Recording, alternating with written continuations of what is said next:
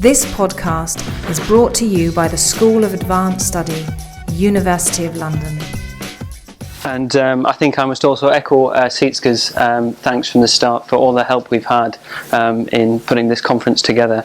I think both of us are reaching the sort of concluding stages of our PhD theses and starting to realise that the particular niche in which we were working really merited a sort of a public event, and I think that there's so many of you here really bears that out. I'll dive straight into my paper, which is about Henry Oldenburg, who, for those of you not particularly familiar with him, was a native of Bremen, from where he first visited London as an emissary to Cromwell's protectorate. He would later return to Britain and reside there for the rest of his life, through the latter part of the interregnum and into the Restoration. Oldenburg was closely associated with his fellow German émigré Samuel Hartlib from his earliest time in London, and with John Dury, whose daughter he later married. Access to Hartlib's intellectual circle would provide Oldenburg with an introduction to Robert Boyle and the scholarly circles from which the Royal Society would later emerge. Oldenburg was a founding fellow of the Society and served as its secretary from 1660 until his death in 1677. Oldenburg is perhaps best known for his correspondence, in large part undertaken professionally in his role as Secretary of the Society, and which has been carefully edited by Marie and Rupert Hall in the second half of the last century. And also he's known for the journal he founded, the Philosophical Transactions, which are available to this day on JSTOR. Despite this generous legacy to early modern historians and its easy availability, assessing Oldenburg's involvement and contribution has proved a challenge for modern historians of science. Henry Oldenburg was many different things to many different people. He's been characterised separately as a Baconian, a Comenian, a Hartlibian, a millenarian. His activities, that of an editor, a secretary, an amanuensis, a diplomat, a theologian, a natural philosopher, a publisher, I could go on as well, and by many of those vaguer terms which encapsulate a multitude of sins, an intelligencer, a virtuoso, philosophical agent, a merchant of information. And I think the reason for this sort of verbosity is that he really was a multifaceted character, and also that his contribution to early modern science remains quite poorly defined. We can't really put a tag on him very easily. Oldenburg has been very well edited, but there really is no standard text on him, and there's little agreement on his significance and his place in intellectual history. I'd like to say that today I'm going to correct that, but that's a little ambitious. My real contention today is that his work as a translator is one of the things that can help us clarify this picture and understand the man behind these many masks. As we'll see, Oldenburg's activities as a translator were bound up with his various roles, as a newsagent for Samuel Hartlib, as an editor and publisher for Robert Boyle and other scientists in the Royal Society circles, in handling the correspondence of the Society, in publishing the Philosophical Transactions, and as an intelligencer for the Republic of Letters and the State. What's more, all of these roles were reliant on Oldenburg's prolific polyglot correspondence. And now, this is just a rough outline of some of the things I hope to touch upon today if I can find the time, because really my point is not principally to give an interpretation of Oldenburg as a translator, but to try and outline his practice and give some impression of its depth and variety. Oldenburg's correspondence, for which hundreds of letters survive, and many more can be inferred in the letters of others, represents his principal contribution to science. However, the approach scholars have taken with Oldenburg's correspondence has largely been to mine it for insights about the activities of the great names appearing therein. Oldenburg was not simply a paper pusher, however, and it's important that we look at how he exploited and mined his correspondence himself.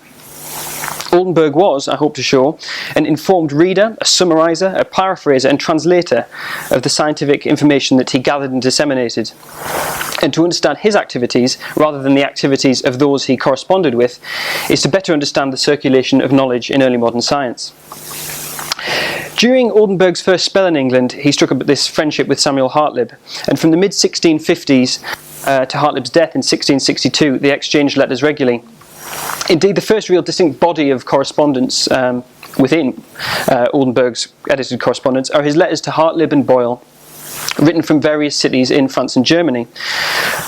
Hartlib has been presented as providing Oldenburg's introduction to Baconianism, and in particular the acquisition of accounts and histories of natural philosophy from around the world. Oldenburg, who around this time, the 1650s, we're jumping in the middle of his life really, before he finally settled in London, was accompanying a young nobleman on a grand tour. And that's from where he was writing these letters to Hartlib and Boyle. And Oldenburg quickly appreciated Hartlib's project to assemble a universal natural history. His letters to Hartlib are full of items of news, innovations, inventions, collected from the people he met on his travels and his wider correspondence. The format and content of these letters, which aren't really very well studied, is worthy of brief comment. Oldenburg's discussions with interesting people in France and Germany were relayed to Hartlib and Boyle in English. So you've got German writing to another German in English. And Oldenburg was tailoring his letters into concise digests and summaries of information to suit the interests of his correspondents. He reports to Boyle on various chemical matters that he encounters, and to Hartlib with any sort of mechanical inventions that he comes across, especially. Letters, furthermore, can be seen as a template for the communication Oldenburg would continue to employ throughout his correspondence and eventually in the philosophical transactions. Collecting scientific information from letters, meetings and observations in a number of languages and contexts, and then selectively translating, disseminating and re-employing that information. Reporting his experiences and observations from a range of foreign academies and intellectual circles during this grand tour, Oldenburg's letters to Hartlib and Boyle provide our first evidence of his ability to move freely across elite academic networks and his remarkable ability to discuss matters of science at a high level in English, French, German and Latin. And I think it's certainly in contrast to the difficulties faced by Salisbury in Plessy's paper. You can see really how remarkable Oldenburg as a character is, that he was able to do this so effortlessly. The letters also point to a more concrete example of Oldenburg as a translator and his interest in translation and the communication of knowledge. Now I have just an extract from a letter to Boyle here. Oldenburg was writing to Boyle from Saumur in France, where he was associating with the scholars at the academy there. And Oldenburg inquires after a proposal the Hartlib Circle had made to Cromwell's Council of State to formalise plans for an office of address. So here we have, even very early on, the sense that Oldenburg sees a role for translators in a wider intellectual context. It also emerges from this early correspondence that Oldenburg was translating a work of Hartlib's into English. Now, although this work and Oldenburg's translation remain unidentified, it leads me on to my next point, which is that Oldenburg's work as a translator is sometimes passed over as an activity he undertook principally to earn money. And whilst I don't doubt that Oldenburg sought to gain from his translations, or at least from their publication and subsequent sale, his motivations were obviously not simply financial, and his choice of text in particular helps us situate Oldenburg as a translator in an intellectual context, and for which I intend to offer some examples quickly. Now, meanwhile in England, while Oldenburg was on the continent, John Pell translated this text at Robert Boyle's request, and with a preface dedicated to Samuel Hartlib, the copy of a large act of anatomy by Lodovic de Bills. And this is actually a brief text which discusses a new system for embalming corpses so they can be more easily dissected. I don't want to talk too much about the text, however, because my point is to show that it's no coincidence that at this point he was at the Montmort Academy in Paris. Oldenburg simultaneously produced a French translation for his Parisian hosts of this Dutch text. And this is because these translations should be seen not as people undertaking the same activities completely separately, but tasks undertaken by individuals as contributions to larger projects or shared objectives, like the Office of Address he mentioned to Boyle. When looking at texts translated by Oldenburg, we find that they very often link up with the discussions taking place in his correspondence, and that his translations are essentially contributions to the same debates and dissemination of ideas that we find there. So Oldenburg's English translation of this text by Moïse Charras of the new experiments on vipers seems like a very eccentric sort of appearance in his catalog of works. But when we then put it into the intellectual framework of his correspondence, suddenly we see that the subject of poisons, and in particular snake poisons, had occurred on occasions in Oldenburg's correspondence several times in the preceding years, and certainly something Boyle was interested in. And Oldenburg furthermore provided a detailed account of the French book in the form of a review in the Philosophical Transactions. Oldenburg's translations are also a testament to the breadth of his scientific interests. His discussions of anatomy with the Hartlib Circle and members of the Montmore Academy may have been what prompted him to translate that text by de Bills. But we also find him translating Nicolaus Steno's geological treatise, the Prodromus, into English. This is a very early and quite important work on stratification in geology. And this is another example. Steno was unsurprisingly one of Oldenburg's regular correspondents, of these translations fitting into a larger body of activity. And I could just as easily point to Oldenburg's non-scientific activities at this time, that his correspondence with Henri Justel seems to point him in the direction of translating Malebranche, that his translation of a theological text on Revelation by Christopher Knorr von Rosenroth seems to be at the behest of Francis Mercury van Helmont. I choose these samples from at least a dozen texts we know to have been published in translation by Oldenburg to give some sense of the scale of his enterprise. In all these cases we see that Oldenburg's translations were not isolated projects, but closely connected with his friendships and his correspondence, to his reading and scientific knowledge, and to the promotion and dissemination of new ideas. Now, further evidence of this is that the Steno translation just mentioned this was also bound in the back of the publication of Boyle's Essays of Effluviums in 1673, which Oldenburg had some involvement in the publication of. I use this really just as a segue into talking about Oldenburg's work with Robert Boyle.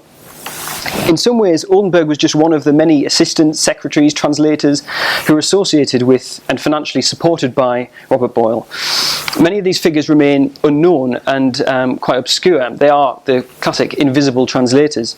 And a cursory glance at the list of translations of Boyle's works in Matthew Hunter and Edward Davis's edition, modern edition, will show you in this table that there are at least a dozen different pens putting Boyle's English into Latin.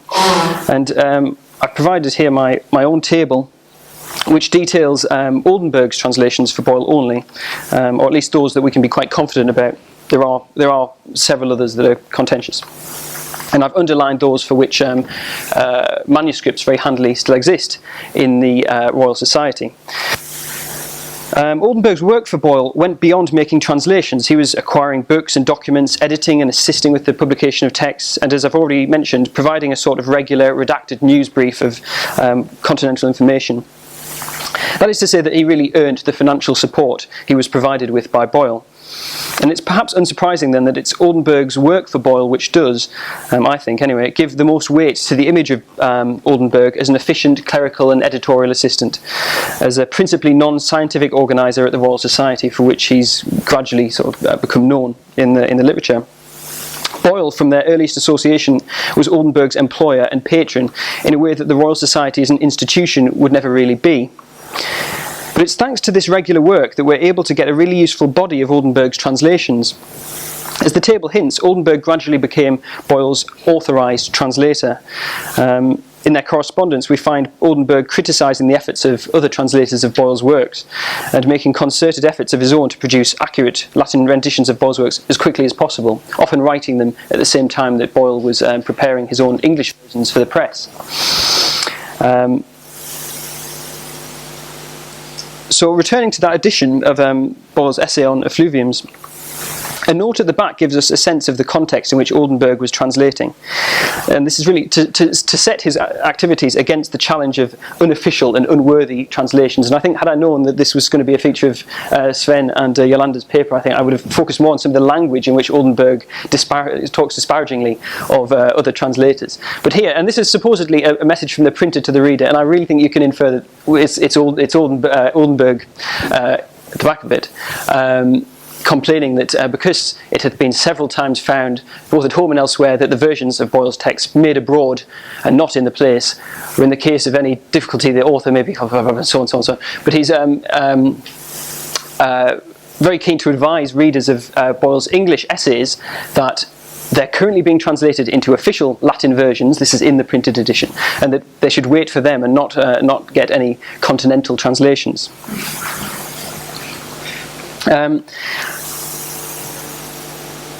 Yes, so and I think also that the translations that we'll come to look at give some useful hints of Oldenburg's process. I think here as well we also see exactly what is meant in practice, and accordingly what Oldenburg understood to be the genuine sense of the author, which he mentions in this passage. I've taken a couple of samples that I think are typical from Oldenburg's translations for us to look at more closely. So firstly, I'd like to really just dart over this fragmentary manuscript translation by Oldenburg of Robert Boyle's first continuation to The Spring of the Air. Now, here, Oldenburg's process is very particular. We'll say that he accurately, even fastidiously and very completely transcribes Boyle's words from one language to another with very minimal intervention. I should also perhaps just explain what this little text is about. It's an essay in which Boyle describes how a vacuum can sort of force mercury up a tube in a sealed vacuum by drawing out the air.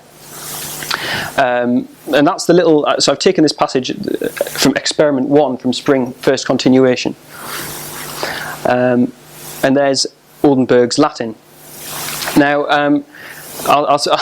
it's obviously, as I think Yolanda has well, it's quite difficult to immediately just say what is going on here. But what I've done is this, which is just to break up, without changing the order of the text, Oldenburg's Latin. And in my experience, it's so rare that you'll find a Latin translation which manages to be almost exactly as long as the English. And not only that, which excludes no word and almost follows the English word order. I think really it speaks for itself here. And I think that again, I'd like to stress that Oldenburg is an informed translator. In fact, at this period, he was probably Boyle's keenest reader. He's probably one of the few people who read everything that Boyle wrote. He was being editor and translator for so many of Boyle's works. And it's unusual to find a Latin translation that so closely follows the vernacular. It's done so rigidly that I think it's a deliberate literal translation. And I presented this text for us to look at as a parallel text, because I think that's how Oldenburg envisaged it. And to sort of justify my point, in later, so 1674 I think, edition of the Philosophical Transactions, he publishes this minor alchemical text by Boyle, which is very cleverly made anonymous by turning Boyle's initials around into on the incandescence of quicksilver with gold, generously imparted by B.R. Oldenburg then provides an introduction, but notice the discourse itself. Oldenburg, in the Philosophical Transactions in 1674, provides a parallel text translation of this work by Boyle. And as you can see, I mean, it's quite remarkable. It's sort of 20 pages long, and Oldenburg keeps it. So here, page 524. It's still following exactly you can find the line-to-line word-to-word translation right to the very end, and the effort he's gone to clearly is making his Latin very, very stilted. But it's a very conscientious process not to miss a single word that Boyle has written. Perhaps out of his deference to Boyle as his patron. Now, I'd also like to look at another of Boyle's texts translated by Oldenburg, which is this new experiments about the preservation of bodies in the vacuum. And these are a series of experiments in which Boyle places various bits of organic matter into the best vacuum he can make, and sees whether they decompose or whether they change in any way. So we have a nice entry about what happens with beer in the vacuum. experiment 12, where he finds that by putting beer in a vacuum, it stays fresh right through the summer. Once again, Oldenburg translates Boyle's English into Latin, and I've again provided a sort of parallel text. So here we have Boyle's published English text about this the beer of good quality, and which was put into a vacuum in June and could still be drunk in September, which Oldenburg renders into Latin. I've highlighted there. So this is from the manuscript. I've highlighted the words Oldenburg excludes. The only word that Oldenburg adds, and this is very typical if you just go through his translations of Boyle, is that de, quod de, aux hariri, is the only exception I've found that differs between his draft Latin translation and the subsequent publication of the work.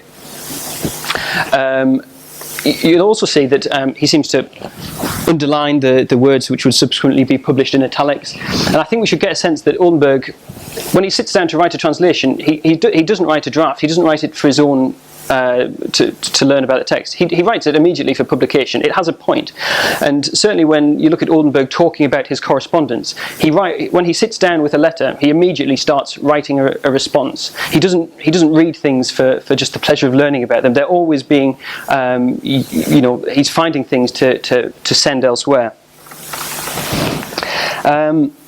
Also, I thought that this was interesting in relation to Yolanda's paper, that once again Oldenburg changes the text to the first person plural in this case. So there was taken beer becomes sumpsibus, I think there's good reason we might infer that this is Oldenburg sort of imparting himself into this translation, not least because, and I think I perhaps neglected to include this comment, but in the English edition and then again in the Latin, Oldenburg finishes his set of experiments by recording the fact that they were undertaken by himself and Henry Oldenburg in Henry Oldenburg's house. So Oldenburg wasn't simply the translator and the editor of this text, he was a participant. And I think that might I wouldn't go quite as far as to say that is why the sumpsibus is Oldenburg and Boyle, but we might certainly infer that his presence is really felt in the translation in a way which it isn't in Boyle's original English.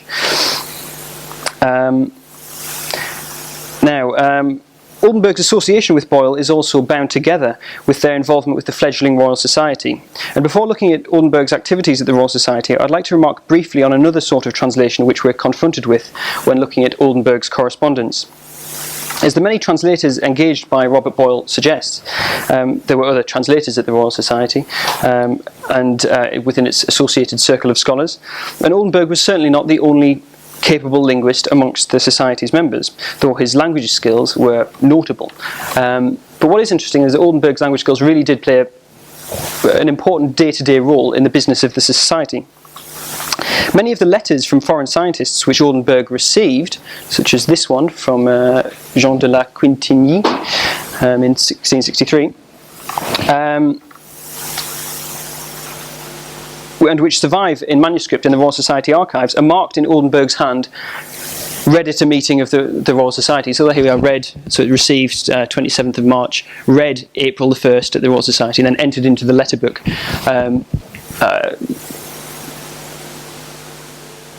sometime later. It's quite some time later. I think that's perhaps a different hand. But the point being that what is happening here is that we have all these records of letters that are being interpreted off the cuff by Oldenburg, surely. We don't have translations for them all, but so many of the foreign letters will say read at a meeting of the Royal Society. And I don't think it's a huge leap to say that Oldenburg was most likely reading just a brief translating of the sort of French, in this case French into English, for the members at the meeting.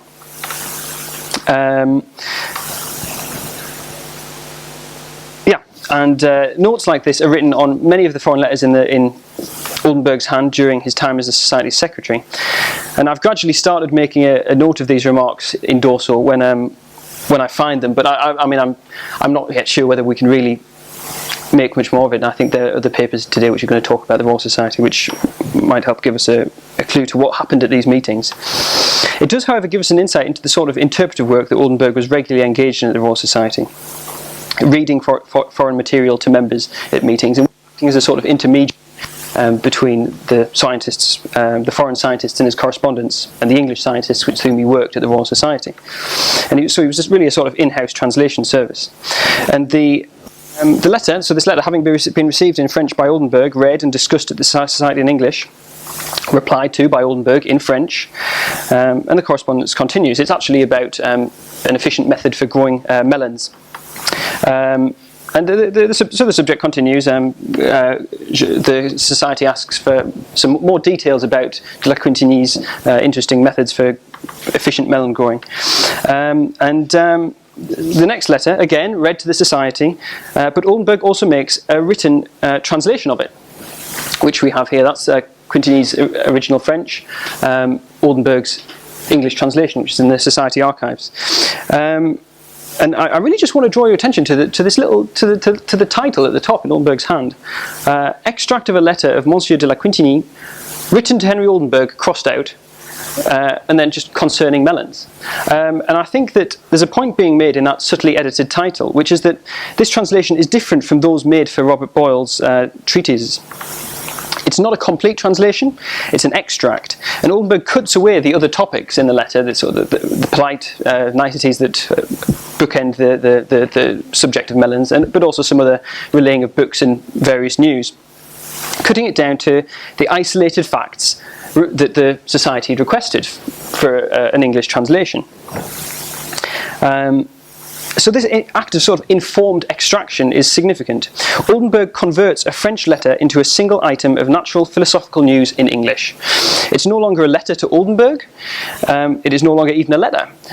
We might better refer to it as an item, an article, or an account, because it's items like this which would end up in the philosophical transactions. And I think this strips away any of the sort of prejudices and distractions associated with the genre of letters, and creates an easily distributable article of factual information. This is a formalisation of what Oldenburg was doing prior when providing news summaries to Hartlib and Boyle. But here it serves a distinctly public purpose. The item of private correspondence is made an item of public intellectual interest for the Fellows of the Royal Society and beyond. Now, translations like this would, over the next few years, form the model for foreign correspondence in the philosophical transactions, which served, as Oldenburg himself described it, to spread abroad encouragements, inquiries, directions and patterns that may animate and draw on universal assistances. The philosophical transactions were not simply to be a repository for his letters, but rather a massive transmutation project. Its purpose was to put a broad, disciplinary, multilingual collection of letters and essays of interest into a common English language framework. The Philosophical Transactions is often approached by historians of science as an example of an early scientific journal, and this is reflected in the language in which it's often discussed, with references to peer reviewing and so forth. And there are a number of problems in approaching the Philosophical Transactions in this way, but significant to me here is that Oldenburg's intellectual contribution is passed over, it's rarely addressed. And I think to overlook what Oldenburg is doing in terms of the translation and editing of the texts he puts into the Philosophical Transactions is to misunderstand the journal entirely. Oldenburg refers to himself alternately as the author and the publisher of the transactions, and I think he is really defining two separate roles for himself. We've seen Oldenburg as a news summariser, as a careful literal translator for Boyle, an interpreter for members of the Society, and an extractor of information from foreign letters. And I'd like very briefly to discuss how Oldenburg was an author, and by way of that, how the translator is an author in these foreign letters.